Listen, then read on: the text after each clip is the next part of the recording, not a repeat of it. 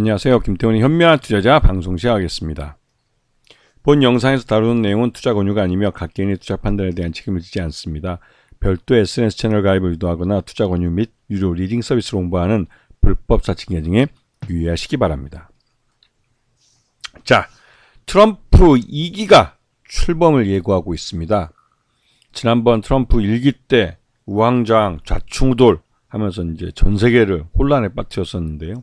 이번 2기 때는 보다 트럼프의 이 생각에 중심에 맞춰서 트럼프에 충성하는 그런 그 내각을 꾸미면서 말 그대로 이제 트럼프의 생각을 현실화시킬 수 있는 그런 기회가 된 것 같습니다. 특히나 이번에는 미 상원과 하원이 모두 공화당의 다수당이 된 그런 상태이기 때문에 트럼프가 마음먹으면 주한미군 철수도 단 하루 만에 결정 지을 수 있는 그런 상황이 된 겁니다. 이 도널드 트럼프가 지금 2기 이번에 이제 대선 기간 동안 여러 가지 대중국 정책에 대해서 발언들을 했습니다. 이게 이제 이걸 모두 모아보면 그냥 그 보편 관세, 특히 보편 관세는 미국에서 물건을 팔려는 미국으로 수출해서 물건을 팔려는 모든 국가의 기업들은 미국에다가 공장을 짓고 미국인을 고용해서 그 물건을 생산해서 미국 시장에서 팔아 수익을 내야 한다는 것입니다. 원칙이.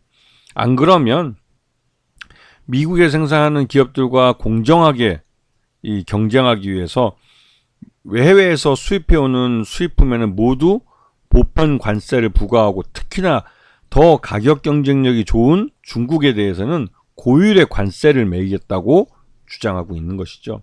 일명 그 관세 만능주의라고 할까요? 그래서 대중국 고율 관세를 매기겠다는 건 우리나라도 한 10%에서 20% 정도의 보편 관세를 매기고 중국에게는 60%에서 많으면 100%까지도 보편 관세를 그러니까 고율의 관세를 매기겠다는 것인데요. 그렇게 해서 미국 내에서 그 생산된 생산품과 가격 조건을 거의 비슷하게 맞추겠다는 것이죠. 그렇게 하면 미국 제품이 더 잘 팔릴 테니까 말이죠. 근데 이건 쉽지는 않은 문제입니다. 왜냐면 그 지금 미국에서 생산하는 제조품이 첨단 반도체나 첨단 무기 외에는 별로 없습니다.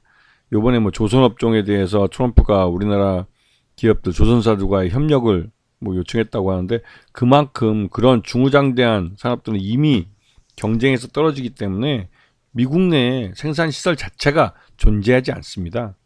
그리고 요번에 그 조 바이든 정부 때 그 세계적인 공급망 재편을 하겠다고 해서 미국 내 공장을 짓게 한 건 첨단 반도체와 이 전기차 관련된 이런 첨단 산업의 공장들을 유치한 것으로 이런 공장들은 일반 동네 노동자들이 가서 그 물건 정리하거나 이런 잡일을 하는 게 아니라 스마트 팩토리로서 로봇들이 일합니다. 그리고 이제 그런 공장을 로봇들이 움직이는 공장을 그 관리하는데 소수의 인간, 그 석사나 박사급 인원들 이런 소수의 인간들만 그 공장에서 사람으로 근무를 하고 있는 것이죠.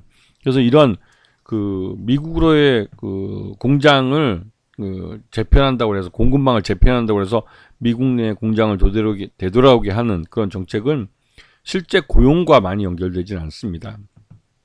그럼에도 불구하고 이 트럼프도 정치인이다 보니까 자기가 재집권하면 중국에서 펜실베니아로 제조업의 엑소더스를 목격하게 될 것이다라는 거짓말을 해야 되는 것이죠. 그리고 이 대중은 그런 말에 그냥 그 혹시나 나에게도 이익이 올까 또 혹시나 나에게도 일자리에 기회가 돌아올지 않을까라는 막연한 기대감에 그냥 지지표를 던진 것이죠.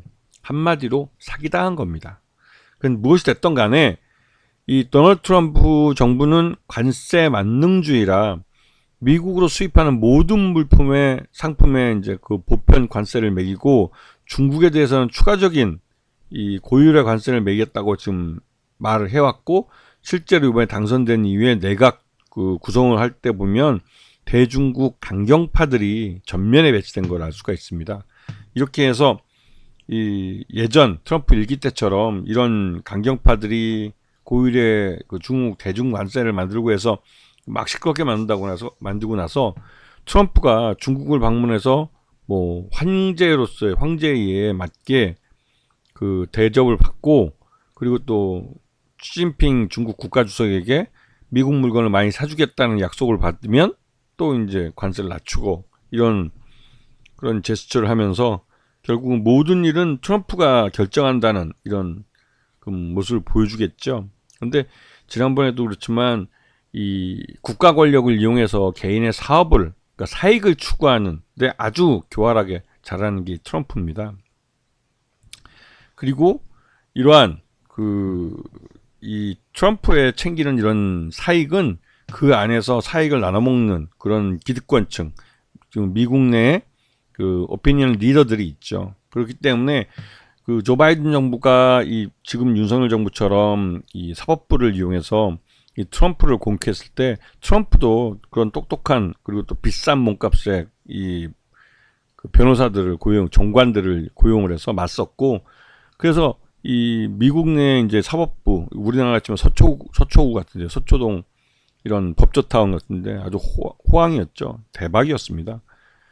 하지만 결국은 이 트럼프 개인의 어떤 이런 노력이나 이런 것 때문에, 특히나 이제 물론 이 조 바이든 정부가 너무 무능했고, 전쟁에 대해서 미국의 힘을 제대로 사용하지 못했습니다. 그래서 그 이스라엘의 그 팔레스타인 중동 사람들에 대한 학살이나 이 그 이 러시아의 우크라이나 침공 같은 것들을 벌이게 된, 그렇게 하고 이제 거기서 이제 무기를 팔아먹는 그런 파렴치한 짓들이 미국인들이 볼 때도 이제 좀 신물이 나는 거죠. 왜냐면 옛날처럼 베트남 전쟁처럼 정보를 언론을 통제해서 좀 사람들에게 잘 알지 못하게 하는 그런 때와 다르게, 지금은 러시아와 우크라이나 전쟁에서 실시간으로 사람들이 죽어가는 전장을 이 몸에 붙어있는 카메라를 통해서 24시간 실시간으로 생방송되는 시대예요.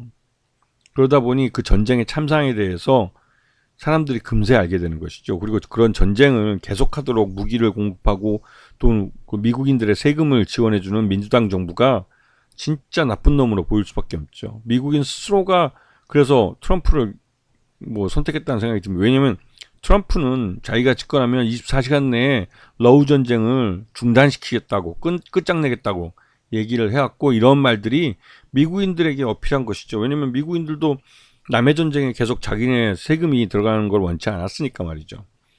하여튼 어찌됐든 간에 이 트럼프를 미국인들이 선택을 했고, 그 선택한 트럼프는 대중국 무역 강경책을 내놓을 것이고, 그에 따른 또 이 중국의 반응 또 있죠. 또 중국은 예전처럼 당하고만 있지 않습니다. 시진핑도 종신 집권에 들어갔기 때문에 그 어느 때보다 중국 내에서 권력이 강화된 사람이기도 하고, 1인 독재를 굳건히 하고 이제 뭐 신격화 차원에 들어가는 그런 차원인데, 그렇기 때문에 더더욱 이 도널드 트럼프의 도전에 대해서 옛날처럼 호락호락 당하고만 있지는 않죠. 이게 이제 그 요번에 그 트럼프의 당선에 즈음해서 그 우리나라를 포함해서 호주나 뉴질랜드 같은 그런 나라에 15일 미만의 그 여행 비자를 무비자로 입국할 수 있게, 어떻게 보면 옛날에 중국 그 봉건 시대 황제가 이제 그 옆 주변에 있는 제국들에게 어떻게 보면 시혜적으로 뭔가 베풀어 준다는 느낌으로 하듯이 일방적으로 비자 면제를 선언했습니다. 그리고 이제 미국의 동맹국들, 우리나라를 포함해서 하여튼 동맹국들에 대해서 관세를 인하해서 중국 시장에서 이익을 볼 수 있도록 해줬죠. 그리고 이 EU 국가들에게는 중국에 투자를 하게 되면 그 중국의 투자에 대한 수익을 가져갈 수 있게 해주고, 또 여러 가지 이제 수익을 가져갈 수 있게 해주고, 유럽산 유제품이나 돼지고기 그 수입과 관련된 그 이런 뭐랄까요, 고율의 관세를 부과하기 위한 무역 조사를 일방적으로 종식시켜 버렸죠. 이건 이제 유럽에게도 이제 굉장히 이익이 되는 겁니다. 그러다 보니 그 어떻게 보면 중국이 거꾸로 이 미국을 고립화시키는 정책을 쓰고 있어요. 뭐 예전에 뭐 프랑스 대통령이나 그런 사람들이 비행기 타고 나가서 중국의 그 시진핑을 만나고 뭐 중국 띵화 막 이렇게 뭐 좋은 말도 막 해대면서 좀 아부성 발언도 하고 했던 것처럼, 그 시진핑은 21세기 중국 황제처럼 그 외국의 이런 그 국가 정상들과 그 이 정상회담을 하면서 선물 보따리를 옛날에 뭐 조공 무역하듯이 뭐 하나씩 나눠주고 있죠. 그래서 중국에 가서 이렇게 좀 좋은 말 하고 이런 거 받아오면 좋은 겁니다. 이게 전형적인 중국식 외교라고 할 수 있는데요. 우리도 뭐 그렇게 해서 나쁠 건 없죠. 근데 윤석열은 뭐 미국에다가 올인을 하다 보니까 중국에 대해서는 그동안 우리가 뭐 홍콩 포함해서 한 600억 달러 정도 문재인 정부 때는 무역 흑자를 보면서 우리나라 무역 흑자에 뭐 중요한 포지션을 차지했었는데, 윤석열 정부 들어와서는 탈중국을 선언하고 미국 일변도로 정책을 펴다 보니까 지금 중국에서는 대규모 무역 적자를 보는 때도 생긴 것이죠. 정신 나간 짓입니다. 하여튼간에 이러한 트럼프 2기 대응에 대해서 중국 정부가 자유무역주의를 수호하는 수호자의 역할로 대응을 하고 있어서, 이 트럼프 2기 때는 오히려 이 미국이 중국의 이러한 외교 정책과 통상 정책에 의해서 거꾸로 고립화되는 그런 위험성이 좀 커지고 있는 상황이기도 합니다. 자, 그러면 이러면서 이제 중국이 또 한 가지 무기를 꺼낸 게 이제 히토류를 무기화하는 겁니다. 히토류는 말 그대로 중국이 가장 많은 보유량을 갖고 있고, 또한 생산량 자체도 중국이 가장 많이 생산을 합니다. 이제 미국도 러시아도 땅이 넓기 때문에 이 히토류가 많이 부존되어 있고, 하지만 쉽게 개발을 못 하고 있죠. 그리고 이제 베트남 같은 경우도 이 히토류가 꽤 부존되어 있는 걸로 알지만 아직 개발은 못 하고 있는 상태입니다. 이제 이러한 히토류들은 말 그대로 다양하게 우리 첨단 4차 산업혁명에 들어가는 첨단 기술에 많이 사용되는 그런 원재료들이자 소재들입니다. 그래서 이런 것들을 쓰는데, 특히 자석류, 전기차 쪽에서는 이런 히토류 자석류가 굉장히 중요한 소재로 사용되는데, 이게 가격이 중국이 히토류를 무기화하면서 굉장히 비싸지면서 이 중국산 히토류 자석류를 대체하는 쪽으로 가고 있죠. 그리고 이제 여기에 대해서 하여튼 이제 중국은, 미국이 중국에 대해서 이런 보호무역주의를 들이대면 곧바로 단계적으로 히토류를 무기화합니다.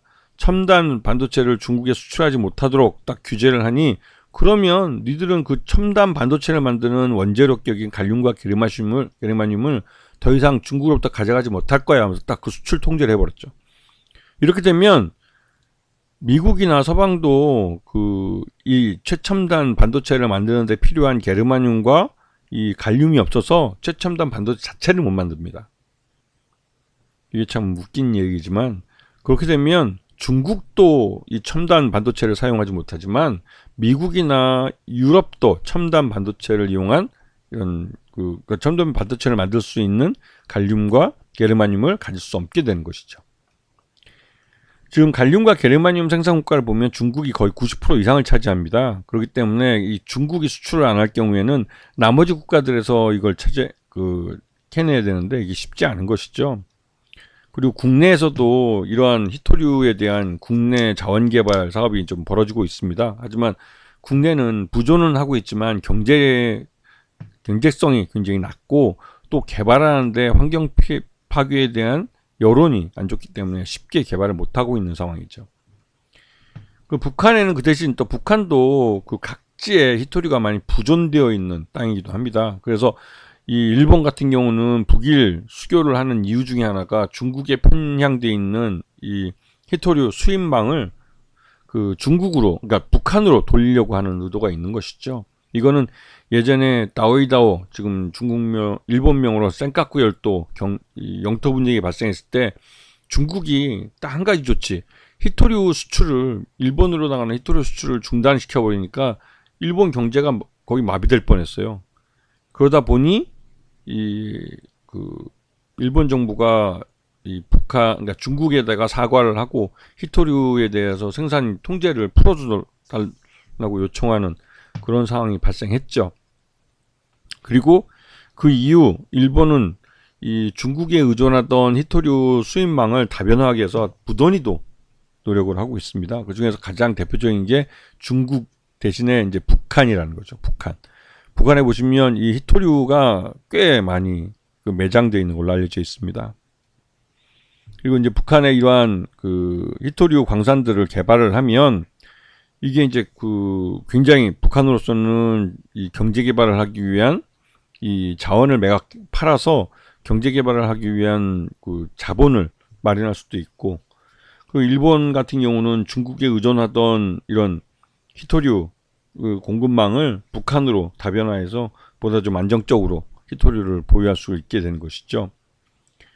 그래서 지금 삼화전자 같은 경우는 그 자동차 전장 부품인 페라이트 코어를 현대 모비스와 공동으로 개발을 해서 이 페라이트 코어가, 그러니까 히토류 자석 소재가 사용되지 않은 그런 페라이트 코어 자석류를 통해서 전기차 내에 다양한 이런 자동차 전장 쪽에 필요한 그 자석 부품들을 만들어서 공급하고 있습니다. 그런 면에서 삼화전자가 가장 큰 수혜를 보고 있고요.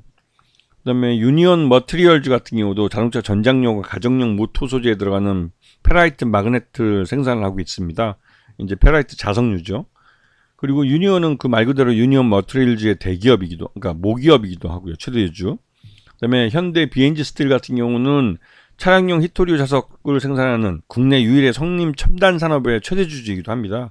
그런 면에서 이제 시장에서 이제 히토류 관련된 얘기 나오면 관심을 좀 받고 있는 업체고, 노바텍 같은 경우는 중국에 히토류 자석 공장을 보유하고 있습니다. 그래서 거기서 이제 히토류 자석 블록을 만들어서 히토류 자체는 수출이 안 되지만 히토류를 자석으로 만든 블록은 수출이 가능합니다. 이게 이제 요 편법을 이용해서 노바텍은 이 중국에서 이제 히토류 자석 공장을 통해서 이러한 히토류 자석을 우리나라로 수출하는 것이죠. 그런 면에서 노바텍이 이제 실적 면에서 수혜를 받을 것이라는 말들이 나오는 것이고, 이러한 히토류 무기화 관련주들은 다양하게 있습니다. 뭐 동국 RNS나 그린 리소스 뭐 이런 업체들도 있고 해서 시장 내에서 이러한 종목, 이 히토류는 미중 간의 무역 전쟁이 격화되면 항상 그 관심권에 두고 봐야 되는 종목이 되는 것이죠. 아시겠죠? 자, 오늘 방송 여기서 마치겠습니다. 감사합니다.